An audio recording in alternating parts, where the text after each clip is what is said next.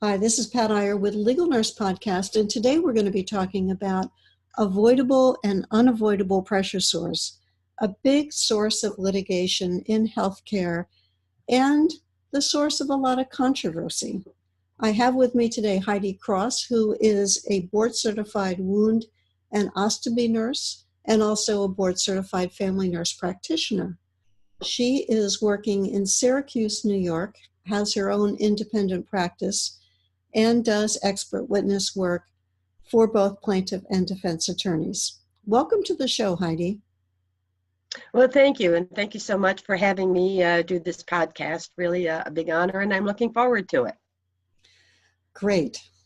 Today, we wanted to focus specifically on something that occupies a lot of discussion among plaintiff and defense attorneys, which is what are unavoidable pressure sores? If you recall, in healthcare, we used to assume that all pressure sores are avoidable. And what's your take on that? Is that true? You're absolutely right. Up until just actually pretty recent times, it was presumed that all pressure ulcers were avoidable. And the true definition of an unavoidable pressure ulcer is that it's a pressure ulcer that develops despite best practice. This whole issue of avoidability, traditionally, sure, if a patient developed a pressure ulcer in your facility, it was presumed to be your responsibility. It was your lapse in the some standard of care related to pressure ulcers, and you were responsible for that pressure ulcer. Those standards are recognition of risk factors with a valid risk assessment.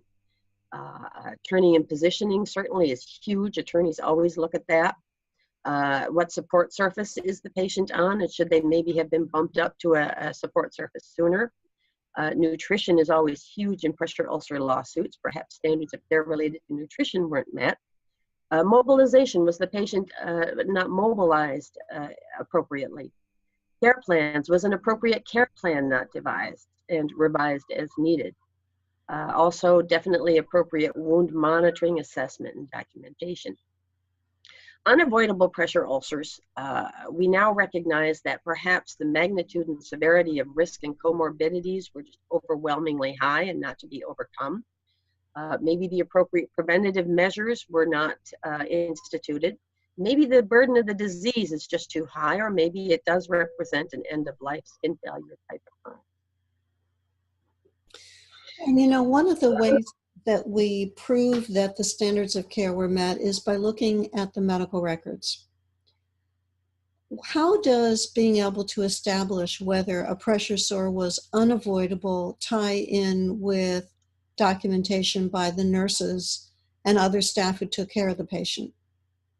Well, definitely documentation. We've all heard the not documented, not done. We know that that is kind of a plaintiff attorney type statement. Nurses can't document each and every single thing that they do throughout their day, but definitely we do look for the documentation of all of those standards, and if the documentation isn't appropriately there, then we can say potentially that the staff did not meet the standard. And I'm sure we're going to come back to that point as we talk about more about the unavoidable pressure sore. Tell me, does the Centers for Medicare and Medicaid Services, which for our international listeners is a government body that oversees care in nursing homes, do they acknowledge the clinical reality of unavoidable pressure sores? That's a very good question, because it is the CMS that absolutely drives the reimbursement system and also the penalties that can occur if a pressure ulcer is deemed to be avoidable. So we had this dilemma that there was absolutely no acknowledgement of unavoidable pressure ulcers until 2004. A big gift to long-term care, essentially, when FTAG 314 came out and actually did acknowledge the unavoidability of some pressure ulcers. They were very specific in how unavoidability could be maintained. They said that each facility needs to evaluate the individual's clinical condition and pressure ulcer risk factors, then needs to define and implement interventions consistent with those individual needs, individual goals, and recognized standards of practice. Then they further need to monitor and evaluate the impact of those interventions and also, of course, revise the intervention as appropriate. If the facility can say, yes, we did all those things, and despite doing all those things, this patient still developed a pressure ulcer, then they have a leg to stand on that indeed this was unavoidable. Just recently, FTAG 314, I mentioned it came out in 2004, was recently revised to be FTAG 686. I have to admit, I haven't had a chance to look at it now. And 686 would be the same thing essentially as FTAG 314. I'm sure they have the same qualifications for proving unavoidability. Acute care, we're not quite so lucky. There still is really no acknowledgement of unavoidable pressure ulcers in the facility. If a patient develops a pressure ulcer within an acute care facility, they are not paid for since 2008. When CMS identified 8 hospital-acquired conditions, including pressure ulcers. Now there are 14. Facilities since that time have applied a POA code, present on admit code, to a pressure ulcer, ICD-10 code. Those are the billing codes that identify the various conditions. Since then, if a facility does an appropriate assessment and assigns a POA code to something, meaning that it was present on admission, then they don't own it. However, still to this day, if a patient develops a pressure ulcer within the facility, there is no reimbursement and there are potentially penalties. And of course, plaintiff attorneys will focus on the fact that a stage 3 or 4 pressure sore is considered to be a hospital-acquired condition, and they will argue that that implies there's liability on the part of the healthcare staff for the development of skin breakdown and the worsening of pre-existing skin breakdown. Correct. That makes it harder for the defense team to come up with a counter position. And what are your thoughts on that? Well, that's just where documentation really does become key. If proper documentation is in place, then certainly a case could be made that this pressure ulcer was unavoidable. It's just that CMS to date anyway does not recognize it within acute care facilities. But that doesn't mean that you can't look at the documentation and show what were the risk factors or, the factors that contributed to developing this.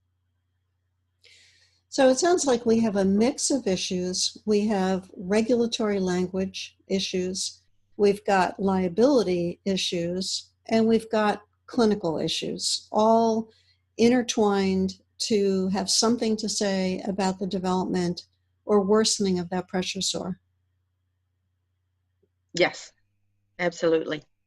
And are there any other regulations that are related to pressure sores that address this unavoidability or avoidability question? Well, what I think of is the Federal Register, which is the official journal of the U.S. federal government. It contains government agency rules, proposed rules, and public notices. And you frequently do see this cited in expert witness reports, or it comes up during the legal process, specifically 42 CFR Part 483 Subpart B. And these are requirements for states and long-term care facilities that dictate that quality of care must be provided so that each resident, and I quote, the facility must ensure that a resident who enters the facility without pressure sores does not develop pressure sores unless the individual's clinical condition demonstrates that they were unavoidable. So even there, they do address the unavoidability issue. Also further, that a resident having pressure sores receives necessary treatment and services to promote healing, prevent infection, and prevent new sores from developing. I wondered if you could give our listeners a little sense of what professional organizations say about unavoidable pressure sores, because we've got now the federal government of the United States offering an opinion on avoidable and unavoidable. What about the clinicians? What do they have to say about this question? Sure. Fortunately, there's a lot out there now that can really help us to look at this issue. I'm thinking back in 2009, there was the SCALE, S-C-A-L-E, which stands for Skin Changes at Life's End. This was a professional body of folks who came together, and they came up, it was a consensus meeting to look at that issue. Overall, they said that the skin is the body's largest organ, and like any other organ, is subject to a loss of integrity, especially at end of life. They further went to describe that with 10 statements describing these changes. So you could look that up online, SCALE, or Skin Changes at Life's End, and get a lot of good information from that. National Pressure Ulcer Advisory Panel, the NPUAP, has also put out a lot of information about that. They had a consensus panel in 2014, which was published in the Journal of Wound, Ostomy, and Continence Nursing. And it was a rather large consensus panel. I believe they had hundreds of folks there, and what they would do is draft statements and then all come to consensus as to whether or not everyone agreed with those statements. They did reach consensus, indeed, that unavoidable pressure ulcers do occur. They looked at intrinsic and extrinsic factors, which included cardiopulmonary status, hemodynamic stability, head of bed elevation. We know that patients sliding down in bed causes a lot of shear stress, which contributes to pressure ulcers. Septic shock, which causes potentially bad hypotension. We'll talk about that shortly. Body edema, burns, immobility, medical devices, and hopefully you've noticed in the new NPUAP staging descriptions that they now have a separate category for medical device induced pressure ulcers. Spinal cord injury also is a real big risk factor. I do remember reading one time that close to 70 to 90% of all SCI patients will develop a pressure ulcer sometime in their lifetime. And of course, a terminal illness, and of course, nutrition plays huge into that too, and we'll get to that shortly. Last but not least is the wound, ostomy, and continence nurses, who just recently revised their position paper about avoidability versus unavoidability. They revised it in 2017. And I love the fact that they put the purpose right at the top of the paper to refute the assumption that all pressure ulcers are unavoidable, or rather refute the assumption that all pressure ulcers are unavoidable, right? Yeah. Indeed, they say the burden of disease can overwhelm the skin, but they do emphasize that you still need to follow all evidence-based guidelines and meet standards of care. So as you were sharing those details, I was thinking about Foley catheter shaped pressure sores that I've seen in patients who've been laying on that tubing for too long. Absolutely. Medical device. Mm-hmm. Other medical device related ones, I've seen unavoidable pressure ulcers under cervical collars on the soft tissue of the chin. People often think of the oxygen tubing on ears that can cause a pressure ulcer. Or I've seen quite a few with BiPAP machines on the bridge of the nose. There's absolutely no adipose tissue there, really, so it rapidly goes to a stage 4 on the bridge of the nose, that type of thing. But you're right about the Foley catheters. That's those kind of transverse, usually yellow type things, pressure ulcers that you see on the back of thighs of patients if the Foley catheter tubing cuts down. Yeah. And I worked on a case many years ago as an expert witness involving a woman who was put on a bedpan and then transferred to a nursing home without anyone removing her from the bedpan. Ouch. Oh, boy. And she ended up with a perfect ring-shaped pressure sore that ran all the way around her sacrum and perfectly matched the shape of the bedpan. It took weeks for that to heal.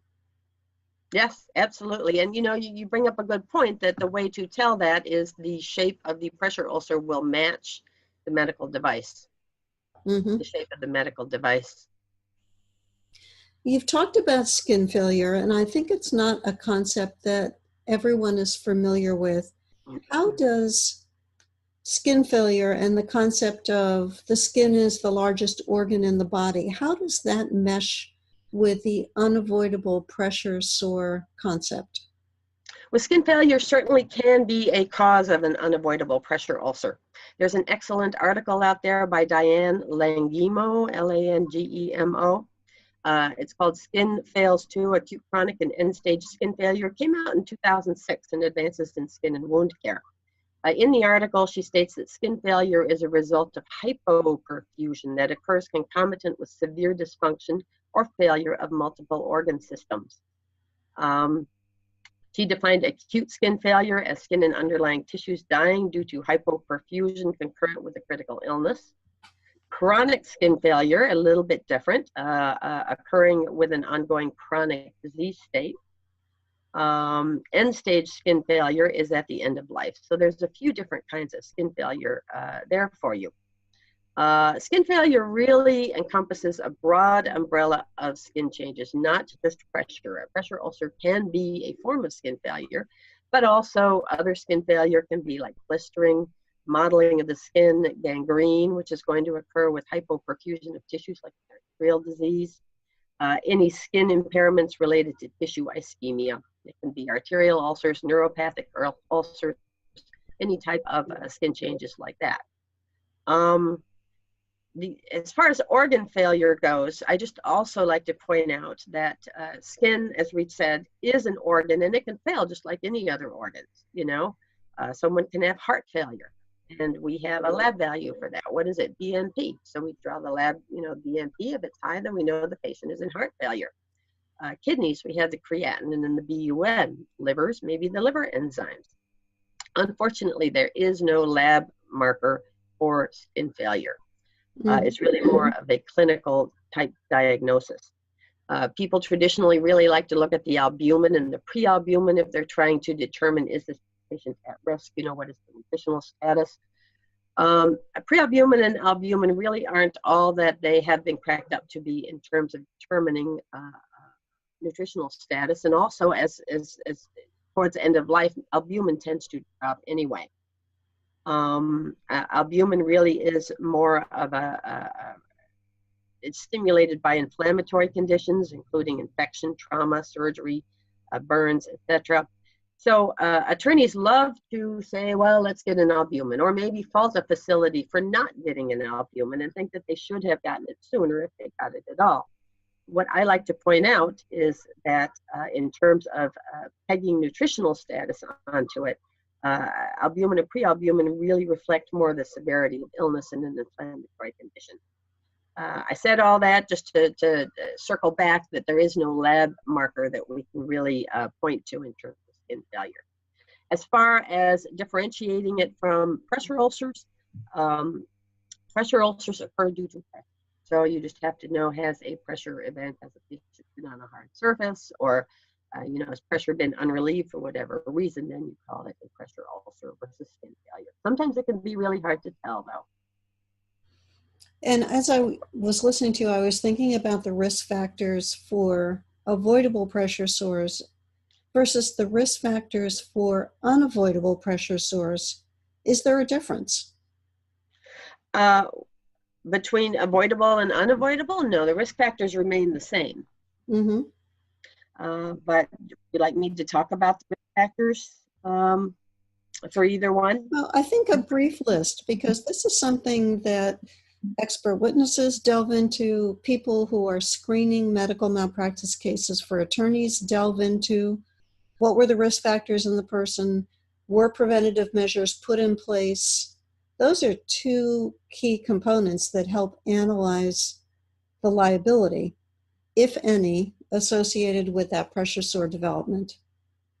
Sure, lots of risk factors. I've already mentioned hypoperfusion of tissues. If the blood isn't getting to the tissues, then they're going to start breaking down. I did mention, and this goes part and parcel of hypoperfusion, is hypotension. A patient is severely ill in the ICU, or perhaps towards the end of life with their blood pressure feathering down, or whatever other conditions cause hypotension. What that does is that shunts blood from the periphery to the central organs. So it basically is a sacrifice of the tissues to preserve central organs, heart, lungs, etc. Hypoxemia with inadequate oxygenation of blood, that's a big risk factor. Anemia, and I actually have used this specifically in defense cases. If a patient has chronic anemia with chronically decreased hemoglobin and hematocrit, they're not quite getting the oxygenation and the nutrients to the tissues that they need to both maintain skin and to heal any issues. There certainly are those age-related skin tissues that could contribute to unavoidable pressure ulcers. As we age, our skin has much slower cell turnover, decreased elasticity, thinning of subcutaneous layers, overall decrease in muscle mass, decreased vascular perfusion and oxygenation. Those can all contribute to development of pressure ulcers. And of course, skin failure, we've already talked about that with multi-organ dysfunction syndrome. Also critically ill patients in the ICU, that's a big risk factor with their immobility and hypotension and hypoperfusion. Patients with spinal cord injury, patients that have been on a backboard for a long time, possibly that is unavoidable. Medical device related pressure ulcers we've already talked about. Another risk factor, malnutrition. There is a study by Fry which showed that persons with malnutrition and weight loss were 3.8 times more likely to develop a pressure ulcer. Then there also is this concept. I liked it when I read about the anorexia of aging. The fact that as perhaps we're nearing end of life, our appetite goes down, our metabolic needs go down, we're not eating as much. We develop perhaps a cachexia, perhaps you could call it end of life weight loss. That will all contribute to the pressure ulcer development. And dementia for sure. And when I listen to that list of risk factors, I think I'm surprised there are not more people who have pressure sores, because all of those conditions can impact the skin, and they're all common as our health is taking a nosedive. Sure. Can you give any guidance then to a legal nurse consultant who is looking at a medical record, trying to determine if a pressure sore is avoidable or is it unavoidable? Well, you just have to do a real good, thorough look through the chart. You have to look at all the risk factors. Were any of the risk factors that we talked about, were they present? You have to look at the interventions that were then done, make sure that a good risk assessment was done and then appropriate interventions were instituted. If so, that's a good defense. Was an appropriate care plan implemented with those appropriate interventions? Good wound documentation, was nutrition looked at? All those things to see if that facility met the standards of care that we talked about. And indeed, if it looks like A, you've got the risk factors, and B, the standards of care were met related to assessment and prevention and treatment of those pressure ulcers, then you've got a pretty good case that this was perhaps unavoidable. And I think the dilemma from a liability perspective is that facilities will maintain, well, we did all those things. Look at the condition of the person, look at how sick she was, but our charting doesn't reflect that we were perfect in carrying out all of those documentation pieces that you just listed. But we did it. That's our typical practice. How do you deal with that assertion or that defense, which could be a very solid defense, when the chart doesn't support that the care was delivered as we've just outlined? Sure. Well, there is no such thing as perfection in documentation, that's for sure. So what I've told attorneys and what I've even used on the stand is I just look for an overall culture of pressure ulcer prevention and treatment. And if a facility has indeed got a good culture of that, even if they haven't perfectly documented every single step they've taken, that makes the case pretty defendable. Do they mention turning and positioning in various aspects of the chart, even if they're not documenting every single shift? I turn and position this patient. Is the care plan? You just have to look at the chart kind of pragmatically.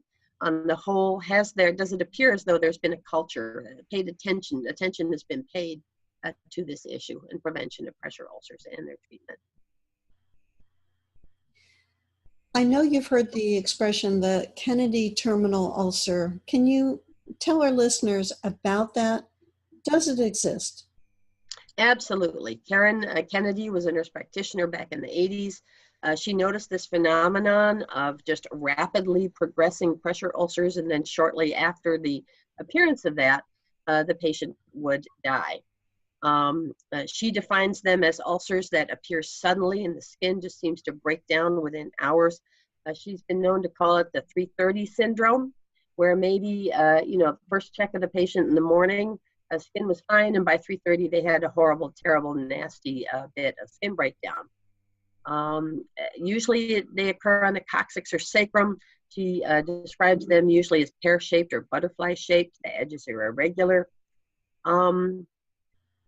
I have no doubt absolutely that Kennedy terminal ulcers and skin failure at end of life exist.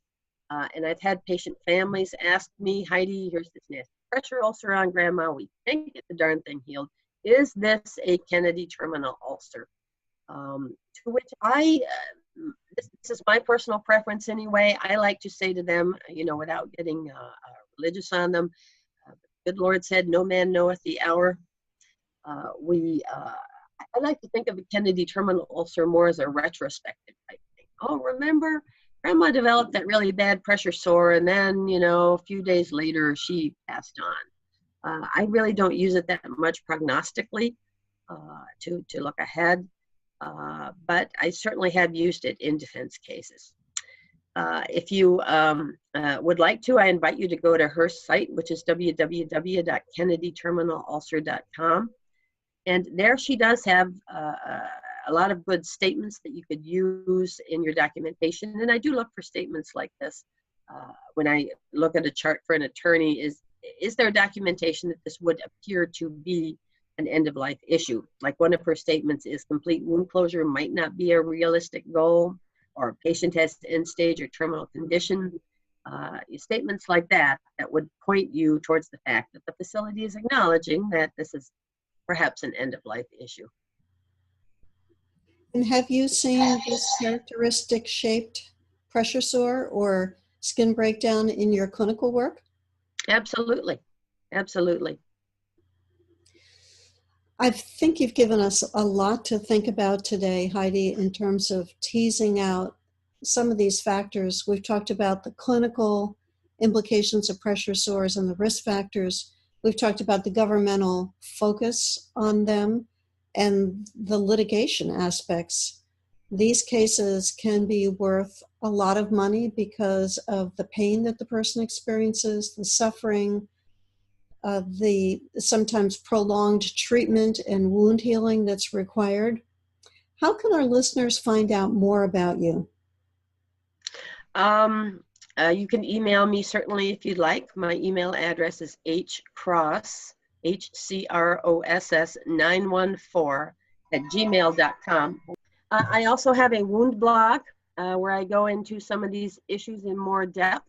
If you go to www.woundsource.com/blogs/Heidi-Cross. I know that's a lot. I don't know if we can provide that somehow. But anyway, I have a wound blog there, so you can go to there and get a lot more information related to that. Terrific. Well, thank you so much for being on the show. I appreciate it. All right. Well, thank you so much for having me. And this has been Pat Iyer and Heidi Cross talking about unavoidable pressure sores. Be sure to request copies of our transcripts so that you can refer back to key information that you've heard in Legal Nurse Podcast. You can get those transcripts by going to podcast.legalnursebusiness.com. And stay tuned. We'll have a new show next week. And thank you so much for listening.